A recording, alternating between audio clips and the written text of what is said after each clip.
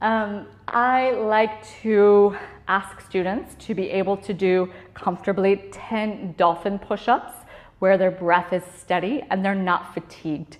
So that's sort of my first test as a teacher of whether someone is even strong enough to start to come into headstand. So dolphin push-ups are just pretty much what we did. Hands could be in a prayer or into a fist. And then from a dolphin position, so that same downward dog on the forearms, tucking the toes, lifting up. First 10 breaths here, even in a static shape, someone should be able to hold this. But then a little bit more dynamic, a little more work for the shoulders is to do dolphin dips or dolphin push-ups. So we can touch the nose to the thumbs. If you're deeper, you can touch it all the way to the floor. And then we exhale and we push back. We inhale, nose to thumbs or floor, and exhale back. 10 of those. Okay, so if I'm taking 10 of these, I should keep my breath steady.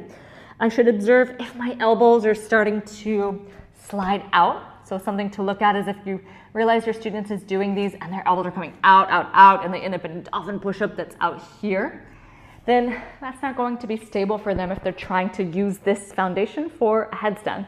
It's going to put them at risk and be much more challenging to control than this inside, inner elbow, elbows in, equilateral triangle. So 10 dolphin push-ups before I even ask them to attempt a headstand, to attempt Shirshasana. And then once I can see how they're moving, the other things that I'm observing, so sort of 4 things that are limitations. The first that we already talked about is the structure.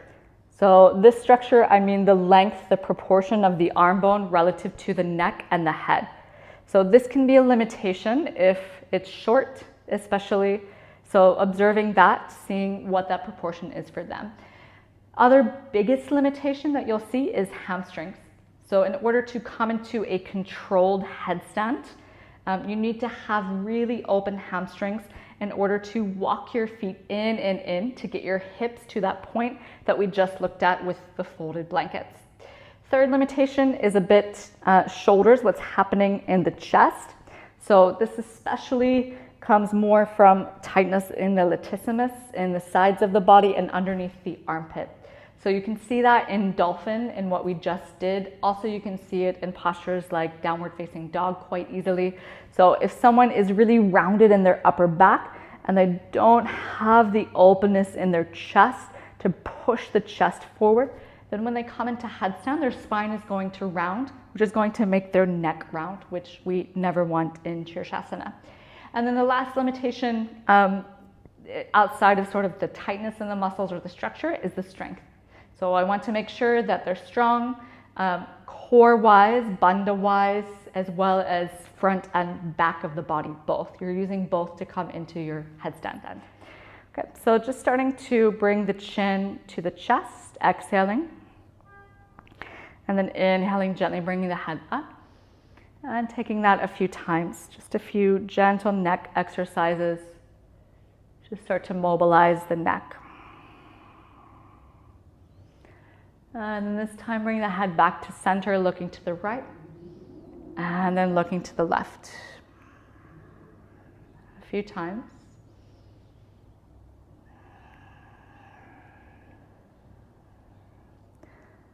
And then gently bringing one ear and then the other to the ear. Ear to shoulder, rather, not ear to ear. And then ear to opposite shoulder. And then starting to make this into a very gentle circle. We don't drop the head back, we just very gently lift the forehead, arcing the forehead in a semicircle. So a few circles. 3 in one direction, pause. And then 3 in the opposite direction, and pause.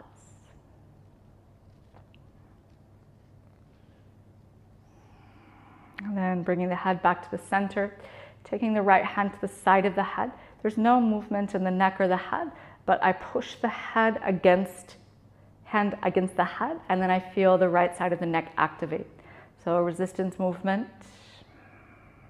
breathing a couple breaths. And then releasing the right hand down, taking the other side, left hand, left side of head. Hand to the front of the head, pushing back and pushing the head just a little forward. There's no movement. And then hands interlock to the back of the head, gentle press back. No movement, I'm not arching the head, but I'm just activating. Elbows are wide without the rib cage flaring forward.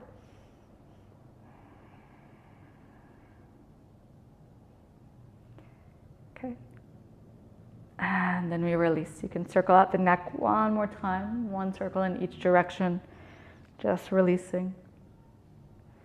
And then just to prepare the shoulders, if you're not doing that 15-minute sequence that is included, you can just take a moment, you can hold the block, you can squeeze the elbows in, and then you can find a child's pose just for a few breaths. You can pause this child's pose with your block, just opening up the sides of the body, the waist, letting the heart melt down and the forehead rest to the floor.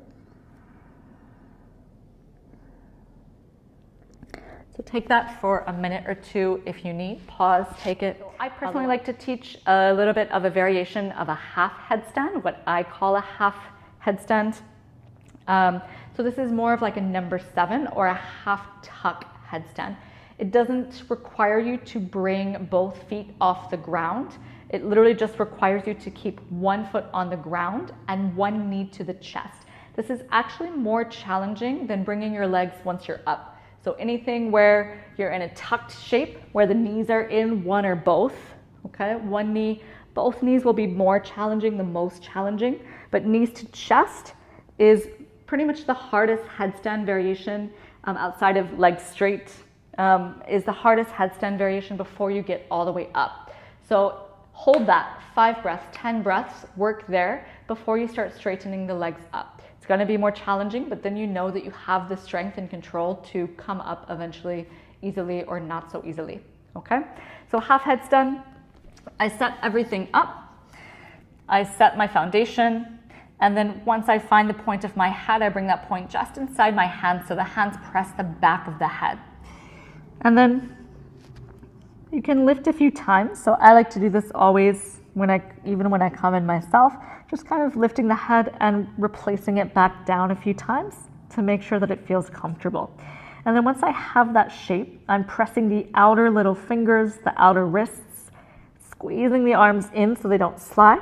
Then I walk my feet in as far as I can. I can still lift my head. I like to do this sometimes if people have long enough arms, just to lift to see how that feels with the upper body engagement. So half headstand, I bring one knee in towards my chest. It is not up, which some people will do. Right knee into the chest. For this example, I hold here 5 breaths. Only if I feel comfortable, I can shift a little bit forward if my hamstrings are open. Maybe my left toes float just a little bit off, but I'm still pushing that foot down to the floor, and I'm sitting my sitting bones, my hips up to the ceiling. Okay, and then I can do the other leg.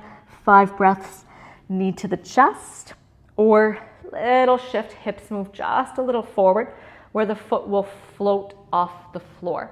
So you can see that the hips move just enough forward where the legs start to feel a little bit lighter. So that line, that lever movement is just physics. So you need your hips more forward in order to lift the weight of your legs up until 90 degrees, and then it shifts. You can move the hips back in line where you're more in that vertical line. So this is the first option I give, is a half headstand. Just having people hold one knee to chest, other knee to chest. Step 1. Step 2 would be to get both of your knees into your chest. I'll show you kind of more the Shivananda version of what that is. So Shivananda version, you bring your knees into your chest in a tuck shape, and then you bring your thighs up. So your thighs are in line with your spine, but your feet move the other way towards the back of your head, and then all the way up. So you're activating both your hip flexors and also your hamstrings and your glutes to then get the balance that you have once you're all the way up. So I'll show you what that looks like, sort of the second step. You could stay with just knees to your chest, consider that the second step, and then if you wanted to bring them back, you could consider that the third step, okay? So second step, if you're starting to work in, set up everything, tuck toes, Walk in, one knee to the chest, other knee to the chest, hold and squeeze. 10 breaths here. Okay, pressing the outer little fingers, outer wrists, and then bringing the thighs up in line with the spine, and the feet now moving towards the bum. It almost becomes a little bit like a back bend, but not quite. So I'm activating more my hamstrings in this variation. And then I can send my feet all the way up to the ceiling. And then to come back down, if you came up through a tuck, try to come back down through a tuck in the beginning. And then take the toes to the floor, knees to the floor, sit down, release the hands, release the head.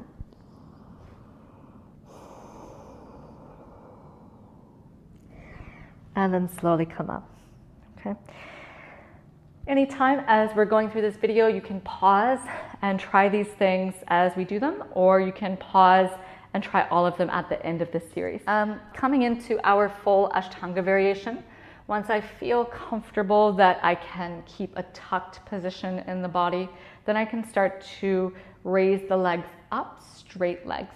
We try to keep the legs together, so even when you're in a tucked position, try to keep your legs together as you lift your legs up, rather than one leg at a time. That's something that I only really like to do for students that are already comfortable, because then you have your balance already a bit more in the body. Okay, so I'm going to demonstrate sort of our Ashtanga variation. You can observe and then try it. If you're still new to headstand and you're at home and you don't have the option of a spotter, move yourself close to the wall.